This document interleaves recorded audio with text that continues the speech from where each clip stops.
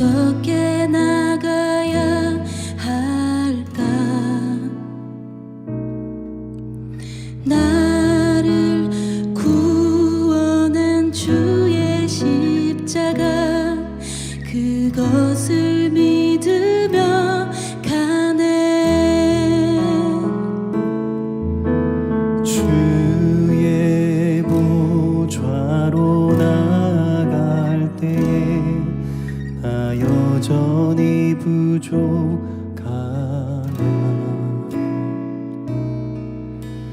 나를 품으신 주의 그 사랑, 그것을 믿으며 가네. 자격 없는 내 힘이 아닌 오직 예수님의 보혈로, 자격 없는 내 힘이 아닌 오직 예수님의 보혈로.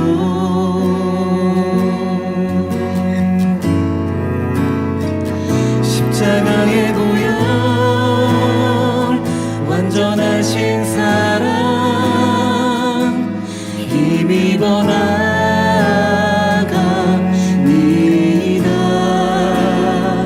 십자가의 보혈,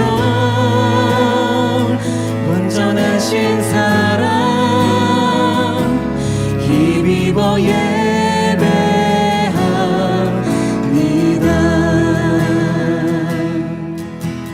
자격 없는 내 힘이 아닌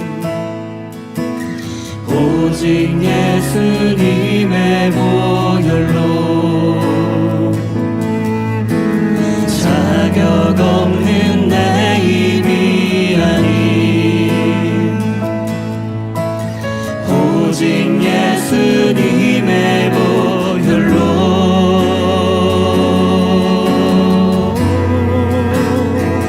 십자가의 보혈,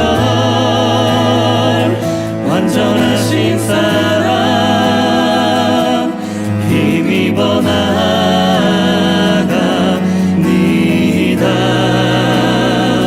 십자가의 보혈, 완전하신 사랑, 힘입어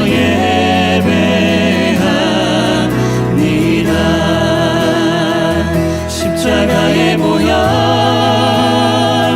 완전하신 사랑, 힘입어 나갑니다.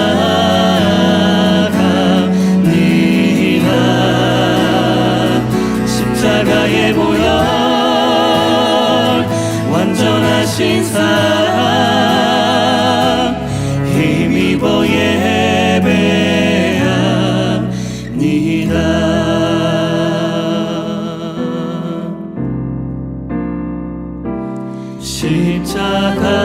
십자가 내가 처음 볼 때에 나의 맘의 큰 것도 사라져. 오늘 믿고서 내 눈 밝았네. 참 내 기쁨 영원하도다. 십자가 내가 처음 볼 때에 나의 맘에 큰 것도 사라져. 오늘 믿고서 내 눈 밝았네. 참 내 기쁨 영원하도다.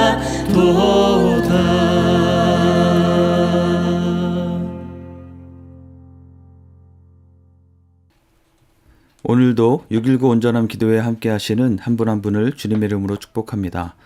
오늘 묵상할 본문은 누가복음 24장 36절에서 43절입니다. 말씀을 봉독하겠습니다. 이 말을 할 때에 예수께서 친히 그들 가운데 서서 이르시되 너희에게 평강이 있을지어다 하시니 그들이 놀라고 무서워하여 그 보는 것을 영으로 생각하는지라. 예수께서 이르시되 어찌하여 두려워하며 어찌하여 마음에 의심이 일어나느냐. 내 손과 발을 보고 나인 줄 알라. 또 나를 만져보라. 영은 살과 뼈가 없으되 너희 보는 바와 같이 나는 있느니라. 이 말씀을 하시고 손과 발을 보이시나 그들이 너무 기쁨으로 아직도 믿지 못하고 놀랍게 여길 때에 이르시되 여기 무슨 먹을 것이 있느냐 하시니 이에 구운 생선 한 토막을 드리니 받으사 그 앞에서 잡수시더라. 아멘. 누가복음의 마지막 부분을 묵상하고 있습니다. 부활하신 예수님은 무덤을 찾아온 여인들과 또 엠마오로 향하던 두 제자를 비롯한 몇몇 제자들에게 나타나셨습니다. 가룟 유다를 제외한 11명의 제자들과 또 그들과 함께하던 사람들이 예루살렘에 다시 모여서 각자가 부활하신 예수님을 만난 이야기를 나누고 있던 그 장소에 예수님께서 찾아오셨습니다. 십자가에 달려 죽으시고 장사되었던 예수님께서 자신들의 눈앞에 서 계신 것을 보고 그들이 놀라서 무서워하며 두려워하고 있을 때에 예수님은 그들을 향해서 너희에게 평강이 있을지어다 라고 말씀하셨습니다. 제자들은 예수님을 유령으로 생각하고 무서워하고 있었습니다. 그런데 그런 제자들을 위해서 예수님께서는 못 박히셨던 손과 발을 보여주고 만져보라고 하셨고 또 그들에게 예수님이 유령이 아니라 정말 부활하신 예수님임을 보여주기 위해서 음식을 달라고 하시고 굳이 구운 생선을 한 토막을 드시면서 정말 예수님이 부활하신 예수님이심을 보여주셨습니다.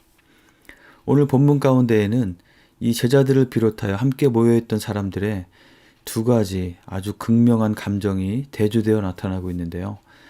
첫 번째는 37절에 묘사된 이 놀라고 무서워함이고 두 번째는 41절에 묘사된 기쁨과 놀라움에 사로잡혀 있는 모습입니다. 이 두 구절 모두 놀라다라는 표현이 사용되고 있긴 하지만 이 처음의 놀람과 두 번째 놀람은 전혀 성격이 다른 것이었습니다. 무서움과 공포감으로 인해서 놀라서 벌벌 떨고 있던 사람들이 깜짝 놀랄 만한 큰 기쁨에 사로잡혀서 어쩔 줄 몰라하는 모습으로 바뀐 것입니다. 실제로 헬라어 원문에도 서로 전혀 다른 두 단어가 사용되고 있습니다.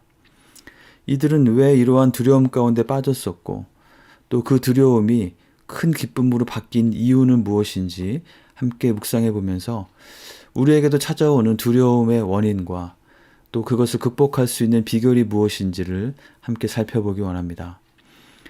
먼저 제자들을 비롯한 이 사람들의 두려움의 이유에 대해서 예수님께서는 마음의 의심에 대해 지적하고 계심을 발견하게 됩니다. 38절입니다. 어찌하여 두려워하며 어찌하여 마음에 의심이 일어나느냐.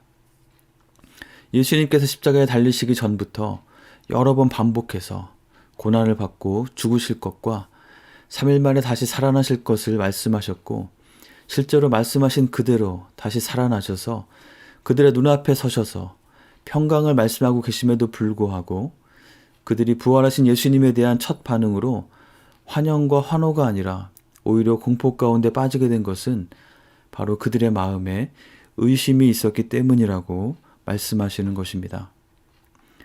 의심은 있는 그대로 믿지 못하는 것이고 이것은 곧 불신입니다. 아무리 예수님께서 말씀하셨던 것이기는 하지만 죽으셨던 예수님이 다시 살아나셔서 찾아오신다는 것은 그들 자신의 지식이나 경험으로는 도저히 이해되지 않고 생각되지 않는 것이었기에 그들의 지식과 그 생각의 범위 안에서 내릴 수 있는 결론은 예수님의 유령이 나타나 보이는 것이라는 그 정도였을 것이었습니다.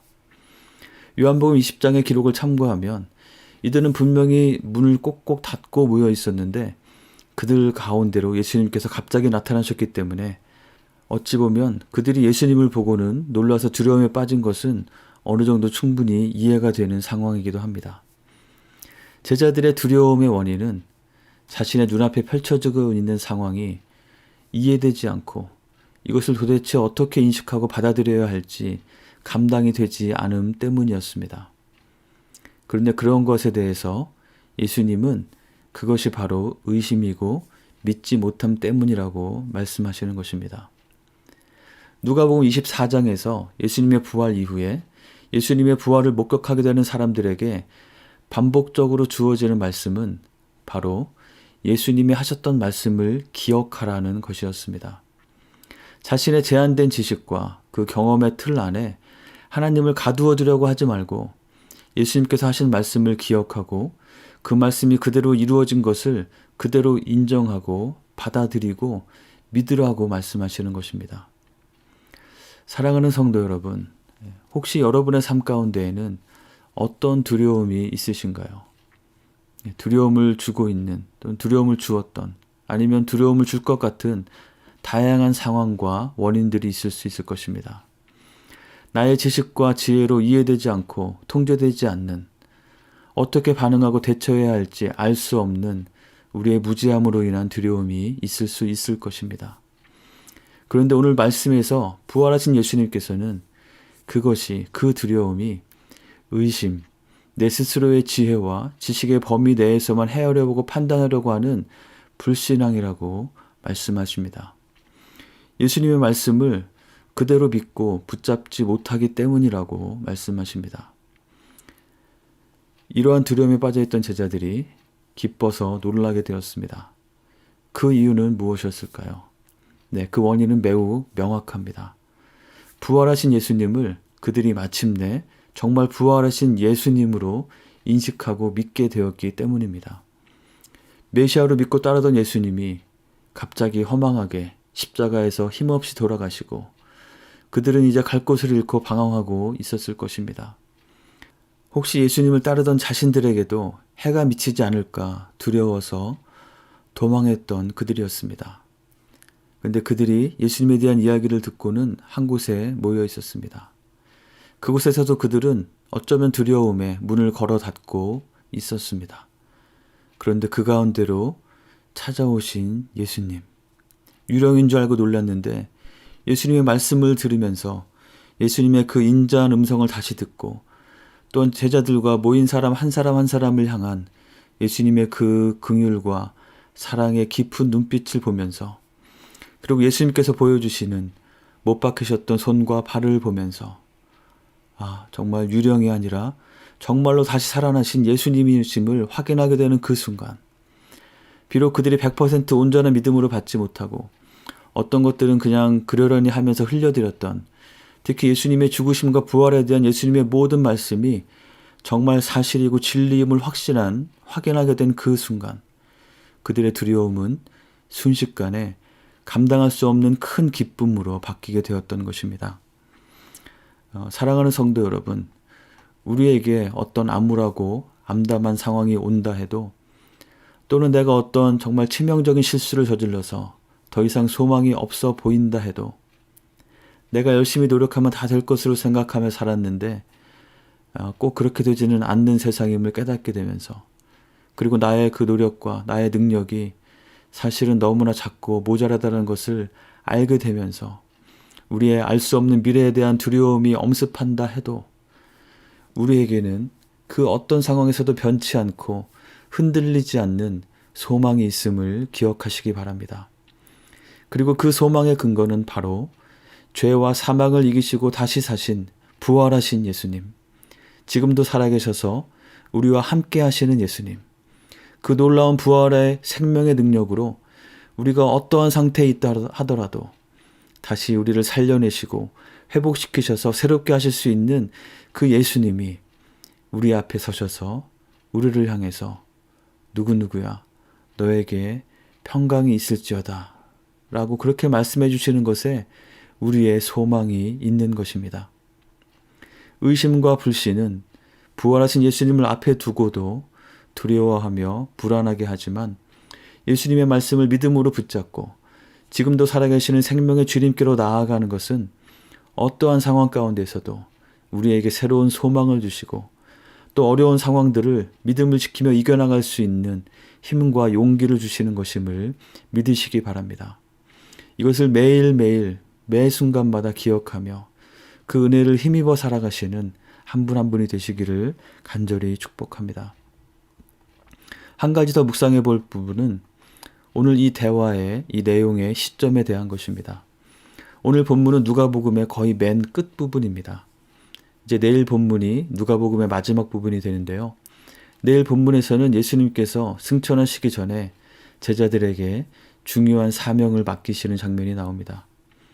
제자들에게 사명을 주시고 그들이 해야 할 일들에 대해서 말씀하시기 전에 예수님은 먼저 제자들의 그 두려움과 불안한 마음을 어루만져 주고 계시는 것입니다.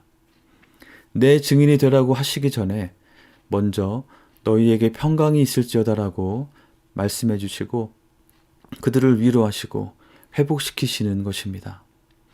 요한복음 21장에 자세히 기록된 예수님과 베드로와의 대화에서도 살펴볼 수 있듯이 예수님께서는 제자들 각 사람에 대한 사랑을 보여주시고 그들을 회복시키신 후에 예수님의 이 땅에서의 사역을 통해서 열어놓으신 그 구원의 길 가운데로 그 하나님 나라 가운데로 잃어버린 모든 민족들을 부르시는 그 중요한 사역을 그들에게 맡기신 것입니다. 우리 예수님은 마치 종들에게 어떤 일들을 맡기고는 그들이 성실하게 제대로 그 일을 하는지 두 눈을 부릅뜨고 CCTV를 켜놓고 무섭게 감시하듯이 바라보시는 그런 분이 아니십니다.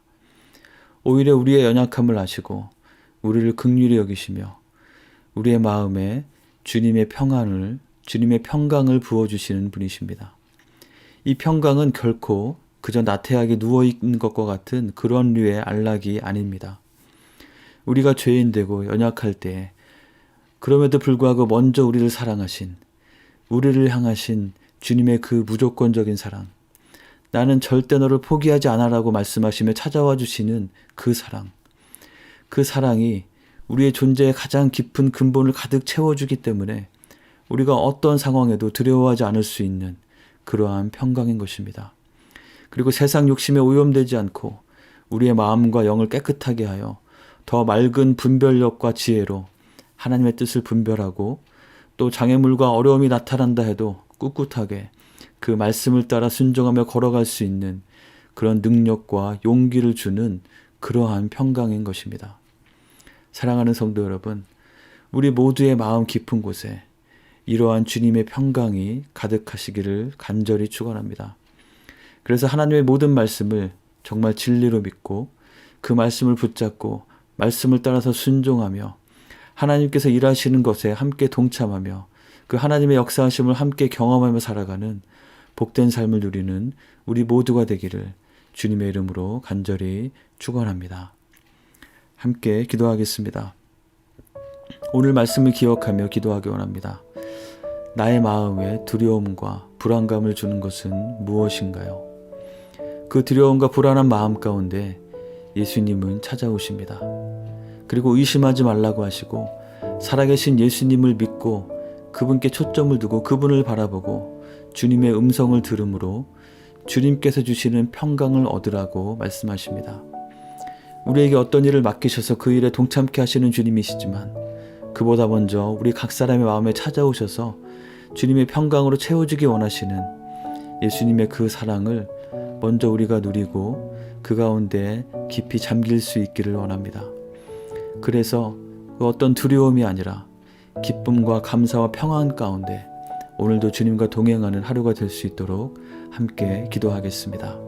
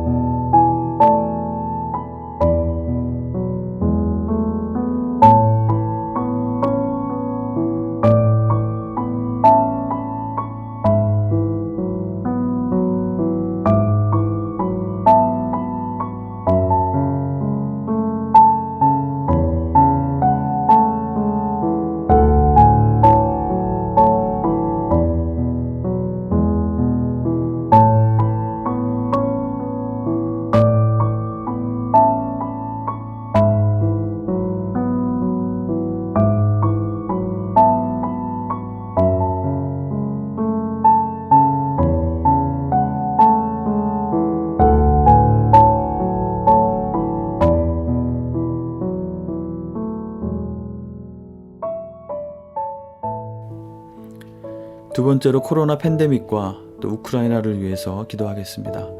더 이상의 변이 바이러스나 대유행이 없이 이 사태가 잘 안정화될 수 있도록 기도합시다. 우리 주변에 특히 한국에 있는 많은 가족들 중에 이 코로나 바이러스로 인해서 고통받는 분들이 여전히 많습니다.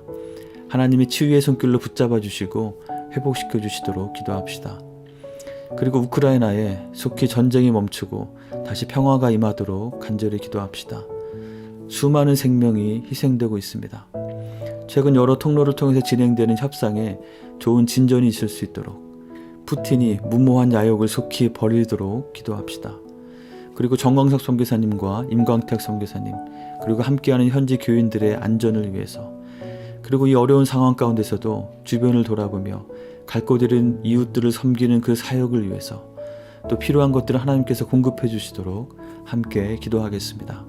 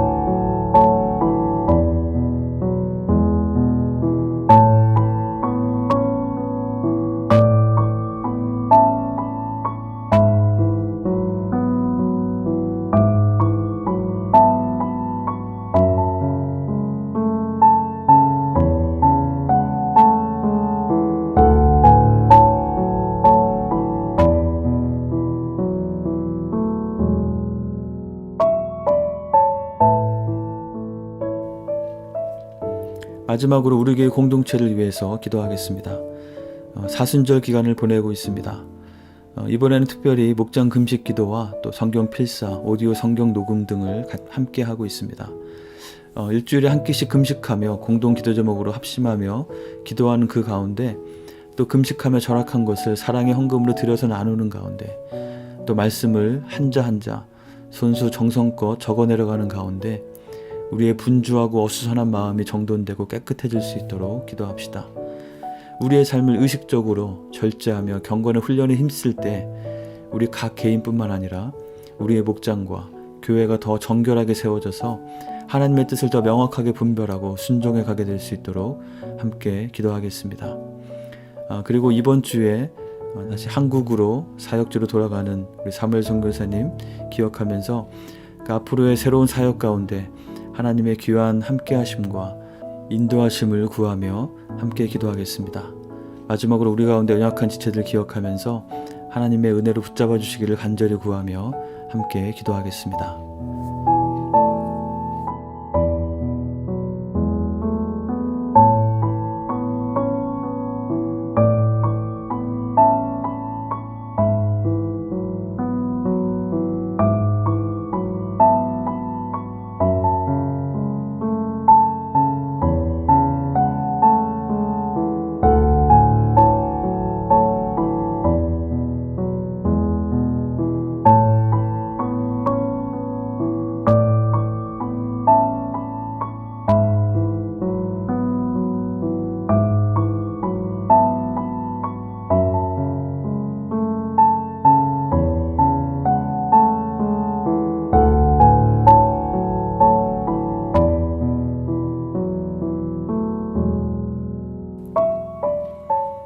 주님 가르쳐주신 기도를 같이 드리겠습니다. 하늘에 계신 우리 아버지여, 이름이 거룩히 여김을 받으시오며 나라가 임하시오며 뜻이 하늘에서 이루어진 것 같이 땅에서도 이루어지이다. 오늘 우리에게 일용할 양식을 주시옵고 우리가 우리에게 죄 지은 자를 사하여 준 것 같이 우리의 죄를 사하여 주시옵고 우리를 시험에 들게 하지 마시옵고 다만 악에서 구하시옵소서. 나라와 권세와 영광이 아버지께 영원히 있사옵나이다. 아멘.